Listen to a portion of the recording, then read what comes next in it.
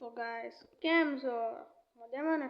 તો આપણે મસ્ત મજાનું આજે ગુડ મોર્નિંગ કરી દીધું સ્કૂલમાંથી આવે તમે જો આપણે સ્કૂલમાંથી આવી ગયા આપણી ગાડી મેળ દીધી બરોબર. તો ગાઈસ આપણને ટાઈમ નહીં જતો તો આપણે વિચાર કે કાકાની દુકાને જઈએ તો આપણે હેડો દુકાને જઈએ.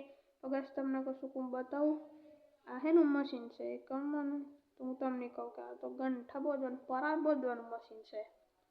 લાયા 2 પૈડો વાળું છે પરાર બોધવાનું મશીન. તારી કાકાની દુકાન.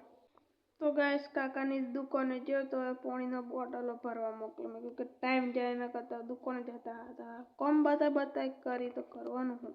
તો ગાઈસ પછી આપણે પાણી ભરવા નીકળી પડે. આપણા ઘેર પાણી ભરવા નહીં જવાનું એમના ઘેર જ જવાનું કેમ કે મારા ઘેર પાણી ઓછું છે એટલે. તો ગાઈસ આપણે પાણીના બોટલા ભરીને આવી જાય બે કાકા પીવો બોટલા 2 બોટલા લઈને પીવો શાંતિથી. તો ગાઈસ આપણને તો દુકાનનો ટાઈમ નતો જતો. ગોમાનંદ જનરલ સ્ટોરમાં પણ આપણને ટાઈમ નતો જતો. તો આપણે નીકળી પડ્યા બાયણે. તમે કેટલા ઘેર જઈએ તો ફરવા જઈએ. તો તમને બતાવું આ સી દેતા હરગાવાનો લાકડો છે એટલે 4 પૈડાવાળું ટ્રેક્ટર તો અહીંથી તો ચોક ગાયબ જ થઈ ગયું બચારાને મેળી. તો ગાઈસ આપણે તો ડિસ્કાઉન્ટ લેકરની મસ્ત મજાની ચાવી નાખી દીધી અંદર ને આપણી હોન્ડા શરૂ થઈ ગઈ. જોઈ લો આપણી હોન્ડા. તો ગાઈસ આપણે મસ્ત મજાની બાઇક લઈને નીકળી પડ્યા ફરવા. એ તો તમને તોજીને જ કે આપણે જો જવાનું છે એટલે હેડો તને તોજીને જ મળીએ આપણે જો જવાનું છે તોજીન. તો ગાઈસ આપણે તો મસ્ત મજાનું આપણું ડાસું બોધી લીધું જેમ કે કોઈ ભારી ના જાય એટલે મસ્ત મજાનું ડાસું.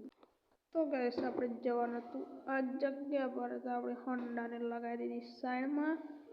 આપણે એ જગ્યા પર જવાનું હતું તમને બતાવું તો આયરું ભોમાનંદ દાદાનું મંદિર. એટલે હેડો ભોમાનંદ દાદાને મળી આવીએ. તો ગાઈસ આપણે ભોમાનંદ દાદાના મંદિરમાં આવીને પગલાજી લીધું. તો હવે જઈએ મહાદેવના મંદિરમાં. તમે જોયેલું આપણું આયરું મહાદેવનું મંદિર. આપણે અંદર નહીં જતા ભગવાને ના પાડી એટલે. પછી તો આપણે હનુમાન દાદાના મંદિરે આવી ગયા તો તમે દર્શન કરી લો. મેં તો ચાંદના કરી લીધા. એટલે હેડો આપણે જઈએ કે તમે જોઈ લો હનુમાન દાદાનું મંદિર. તમે જોઈ લીધું હે ને બરોબર. તો ગાઈસ આપણે તો દર્શન કરીને ઉભા રહ્યા રસ્તા પર.